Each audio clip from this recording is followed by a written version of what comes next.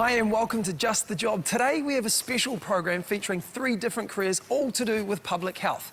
But what is public health? Well, here's a man who can answer that question. Dr. Rhys Jones, g'day. G'day.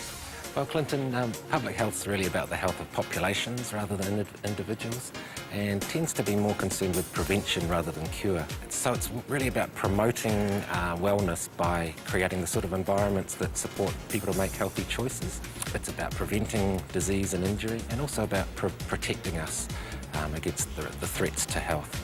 And thank you so much, Rhys. Well, today we're going to be looking at 3 different public health career paths. So let's get the show underway and head to the Bay of Plenty as Kirsty Tucker finds out about the work of a health protection officer. Hi, my name's Kirsty Tucker. I go to Tauranga Girls College and I'm interested in a career to do with healthcare. Today I'm going to see what it's like to be in the shoes of a health protection officer. Health protection officers have a wide variety of responsibilities. They identify and manage potential health risks to the public. Today, Kirsty is meeting up with health protection officer Trieste Nafika. Hi Kirsty, I'm Trieste. Nice to meet you. Nice to meet you too. Our health protection officer protects public health by investigating communicable diseases. We also make sure that water is safe to drink and that recreational water is safe to swim in and shellfish are safe to eat. We have a variety of components to our job, but mainly it's about protecting public health from disease. The role of the health protection officer is varied and no 2 days are the same. Today, Kirsty joins Trieste on a biosecurity check on a ship just arrived in Tauranga from Japan. If the ship passes, then they will issue a sanitation certificate. Knowing where to look comes with experience. Kirsty, this is the galley. We've got torches, so we're going to get down and actually have a look under everything. What we're looking for is infestations of cockroaches or debris that's under there that needs to be cleaned. So we'll get down. If they find a biosecurity hazard, then what's the next move? We will put some control measures in place, and that would involve pest control and probably fumigation of the galley or wherever we found the infestation. The inspection completed and the ship has passed. The typically varied day continues and the next stop for Trieste and Kirsty is to check water safety. Okay Kirsty, we're here at Mount Maunganui at Pilot Bay. We're going to do a drinking water sample to test for pH and chlorine.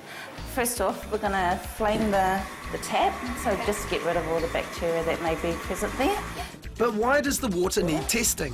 The reason why we do drinking water sampling and testing is because the water is actually distributed to a large amount of people, and we want to make sure that there is no contaminants within that water.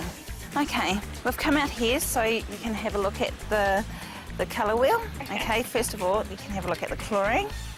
Public health and the work of the Public Health Protection Officer is all about prevention. So what's the result? Are the people of Mount Maunganui safe? Okay, so these are both good tests. In the lab, Trieste and Kirsty look for a poison hiding amongst children. A local play centre has sent them a sample of a playhouse to see if the paint used contains lead. Why do we need to test the paint for lead? Lead, when it accumulates in the human body, it creates lead poisoning, and this can cause damage to kidneys and the brain. It can be very dangerous for children, so that's why we're doing this test. Okay. Okay, as you see, it's turned black, so we know that portion actually contains the lead-based paint. Okay. What do we do now? What we need to do now is inform the play centre that they need to either get rid of it or repaint the playhouse, so it makes it safe for children to play in. Toi Toa Public Health, True speaking. We've got a probable case of influenza. We'll get onto it now. Okay, thank you. Bye. Influenza, commonly called the flu, comes in many forms, some more virulent than others. In this case, it's H1N1, commonly called swine flu. It can cause pneumonia, which can be fatal, particularly for the young and the elderly. Swine flu can spread rapidly, and Trieste has the job of limiting the spread of the virus. Thank you, Dave, for letting us come here and see you today. Kirsty's just going to ask you some questions about your symptoms. Okay. Have you had any headaches recently? Yeah, constant headaches. Okay. As Dave is questioned, it has become clear that he has been in contact with many people since he became sick. What is more worrying for Trieste is that Dave has been helping at a camp for kids with diabetes, and they would have been particularly vulnerable to swine flu as their immune systems are compromised. Okay, Dave, now that we know that you've got all the symptoms of influenza, we need to put you in isolation, okay? Okay, so what does that mean for me? That means you have to stay at home and not have any contact with your friends or anybody else. Communication skills are very important for a health protection officer, as is a good command of English. You'll need to be friendly, but at the same time firm, as you need to gather evidence to make an informed decision about the way ahead with individual cases. We also like to know who he's been in contact with, because those people could easily be infected with what he has. Okay, Dave, we're going to take a swab now, just off the inside of your cheek, just so we can send it away and confirm the influenza. So, while the sample is analysed, what's the result as far as Kirsty is concerned? Kirsty, she was really great, actually. She'll go a long way if she decides to get more involved in public health. It was really interesting because you get to help the community and help other people. Yeah, I'd really love to do something like this job. Communication is an important skill for a health protection officer. Studying chemistry and biology at school lays a sound foundation for health protection work. To become a health protection officer, you need to complete a Bachelor of Applied Science with a health protection major from Auckland University of Technology, or a Bachelor of Applied Science with an environmental health major from Massey University. However, if you already have a Bachelor of Science, you could complete the Graduate Diploma in Environmental Health at Massey University. Once qualified, your skills are recognised and you are designated a health protection officer by the Director General of Health.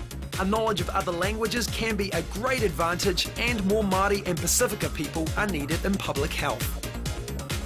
Well done, Kirsty. After the break, we find out more about public health as we discover the interesting and varied work of a public health doctor.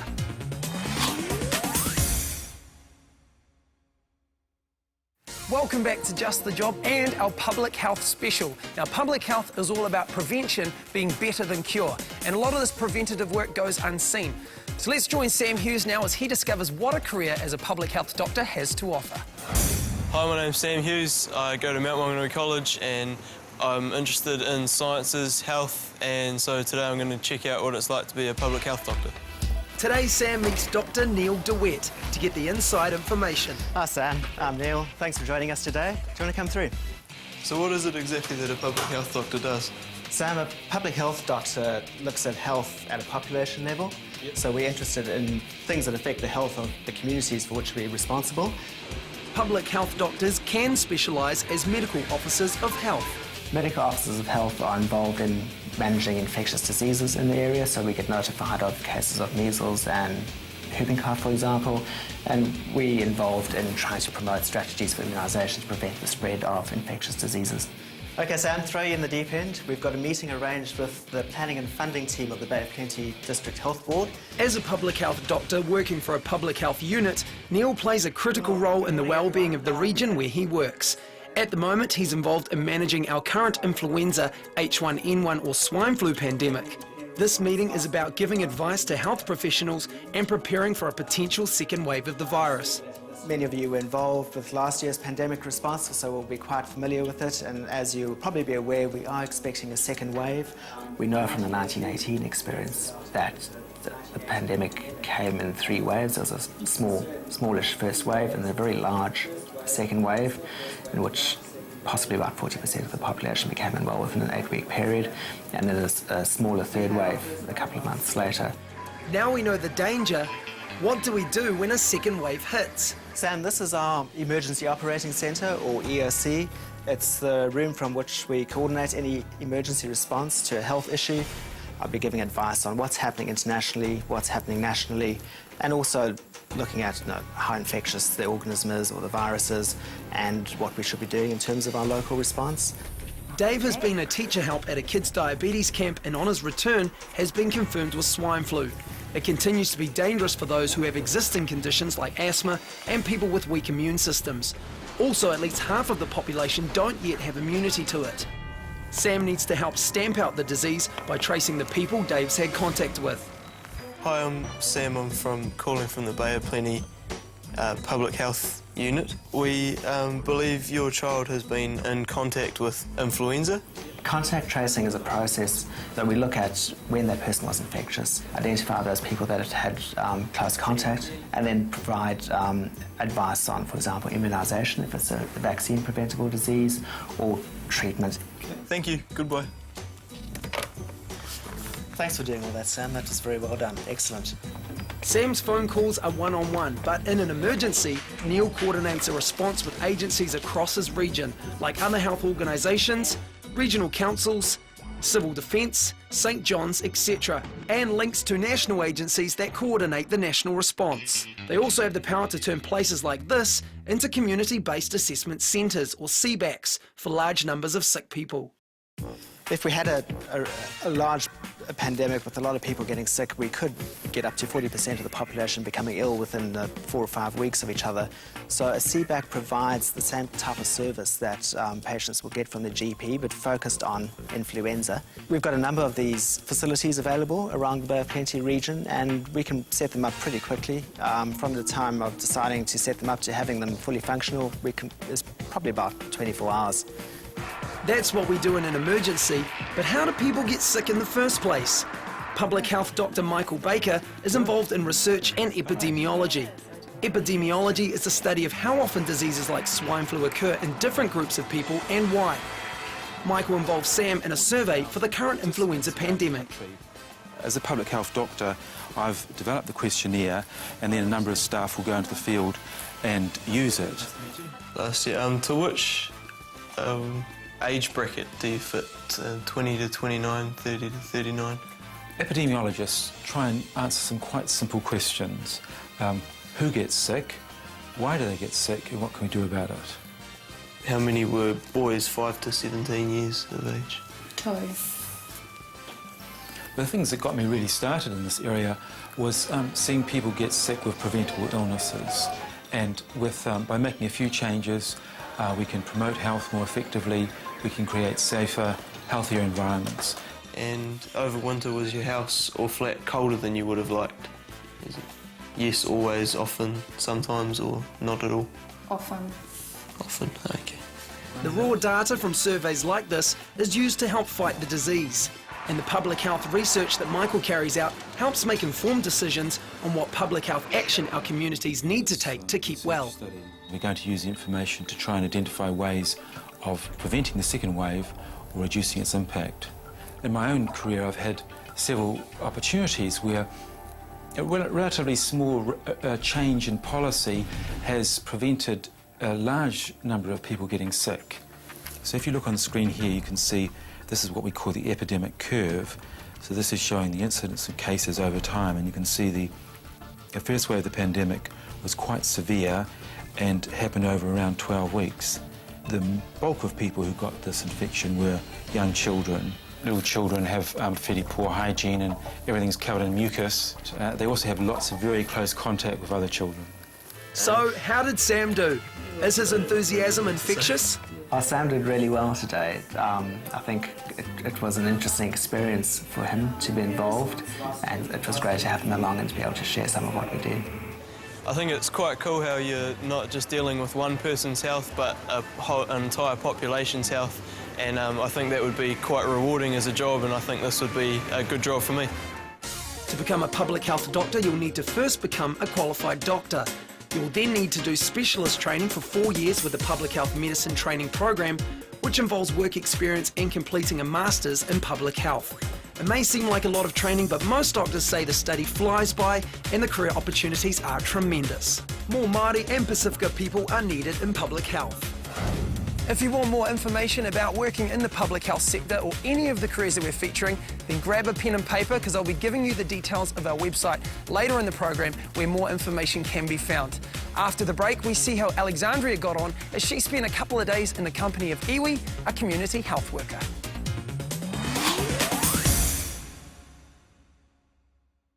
You're watching Just the Job, and this week we're taking a look at 3 careers all within the public health sector. Now, promoting healthy options is an important element of public health, so next up we're going to see how that is done as Alexandria takes a look at the work of a community health worker. Hi, my name's Alex and I go to John Paul College. I enjoy working with the community and learning about nutrition. So today I'm going to see what it's like to be a community health worker in public health. Today Alex meets Iwi Te Whau. Kia ora, welcome to Port Waiaroha. Let's go. A community health worker is a person that is the link between the community and the public health service. Iwi helps reduce major health problems in our society, like smoking, being overweight, and controlling the spread of disease and illness like swine flu.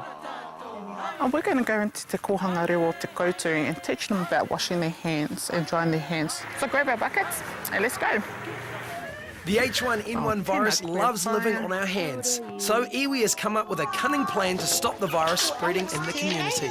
He hoa tāku I tēnei taha ko whae Alex tēnei, mihi atu kia whae Alex? Morena whae Alex. Ka whae, koe rere ki te waiata? Ai. Toru wha, horoi o retie, horoi o matie.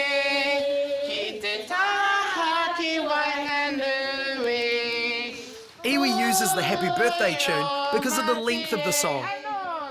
20 seconds of washing the hands and 20 seconds of drying the hands. We've done that by translating the tune from Happy Birthday to You into Horoi o Ringaringa, which basically means washing your hands and dry your hands. In his job, Iwi relates to all age groups, even teenagers. And his job is to organise meetings between a variety of health services, like the smoke-free meeting, where there are some great new plans for Te Arawa, the Rotorua and Taupo area. We want smoking banned from Te Arawa, hopefully by 2020. Public health is about thinking big, and it doesn't get bigger than World Smoke-Free Day. But what ideas does Alex have? A dance competition or something like that where they can be involved and you can have different crews, like dance crews who can come in and perform.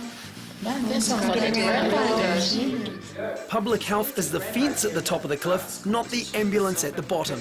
Originally I thought that it was just working one-on-one with people in the health industry, but it's a lot more than that with promotion and trying to get people into it personally and physically. Alex brings great ideas to the table, but what about the dinner table? So part of my job as a community health worker is to inform people about healthy choices. And like, for instance, takeaways and fish and chips and stuff have got a high content of fat. Our job is to help educate our people about easier ways of cooking the same kai that they get from these takeaways in a much nutritional way and much healthier way. At the end of the day, it's up to them to make those choices. We are in there to help support them. So we've got a hikoi this afternoon and we need to get some fresh fruit for our hikoi. What it is we want to promote healthy living with our whānau that are going to be on the hikoi with us. So we'll grab some bananas and we'll find out some more fruit to take on the hikoi with us. A hikoi is a march or walk, and iwi's job is to organise events like this.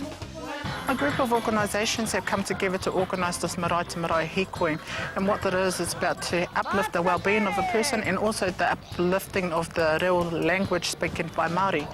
But not all community health workers are Māori. They may be Pacific Island, Pākehā, or from other ethnic groups. They may work within a specific cultural group, and because of the cultural similarities between them and the community group, they are highly effective in health promotion. So the walk is a holistic well-being of a person. So when we say holistic, it's about focusing on the tinana, which is the body, the hinenara, which is the mental well-being of a person, the taha wairua, which is the spiritual well-being of a person, and then we also focus on the families themselves, so the taha whānau. It's about supporting all aspects of a person's health, not just their physical health. Okay, so what type of person is best for this job? A person that can communicate with people, a person that can network with other organisations, and a person with strong links to the community. We look for people that are passionate about the people and the people that they work with. High five. Joe Malcolm, a marae leader, can tell us what effect iwi's job has on the people of Te Arawa. I'm very pleased to have participated in this walk because it's walking is good for the body. Too many of us stay home and sit down and watch television and drink the odd glass and cigarette, and none of which is good. And so I hope out of this exercise people will come away, go home, having learned something. Kia ora. We use fruit to encourage our whānau and family about eating healthier, and this is just another avenue that we use to actually do it, fresh fruit and vegetables. I think the very personal rewards that I get out of it is the self-confidence to meeting people and the joy of actually communicating and talking to other people. So, how did Alex do? Oh, she was brilliant. I would recommend her to anybody, and if she wants to become a community health worker, we've got a job waiting here for her. I would want to do this job. I think it's great being able to interact with the community and being able to see a change in people and knowing that you help them do that. There are no specific qualifications to enter the career as a community health worker. Training is carried out on the job, although it is increasingly expected that community health workers have at least a certificate in community skills or a certificate in health promotion to support them in their role. This usually takes 1 year to complete. More Māori and Pacifica people are needed in public health. Kia ora, Alexandria, ka pai. Well, there are so many diverse and exciting career options out there. Making an informed choice can sometimes be a little tricky, but maybe Sarah from Career Services can help. She's up next with some excellent advice on finding the right job for you. The world of work has really changed. 30 years ago, people starting work gave their loyalty to employers in exchange for job stability. But in the current economic climate, things have changed. The new deal is talent for opportunity. So it's really important for you to know the talents you have to offer an employer and which opportunities would motivate you. Call 0800 222 733 to chat to a careers advisor about the talents you have to offer in the world of work.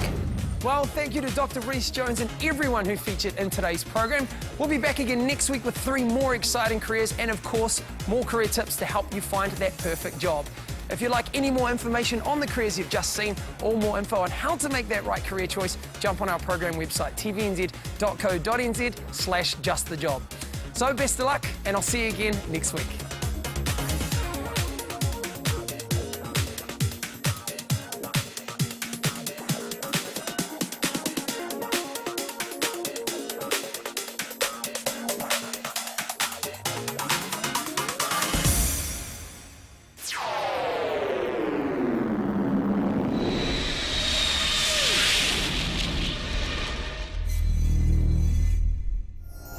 Supporting local content so you can see more of New Zealand on air.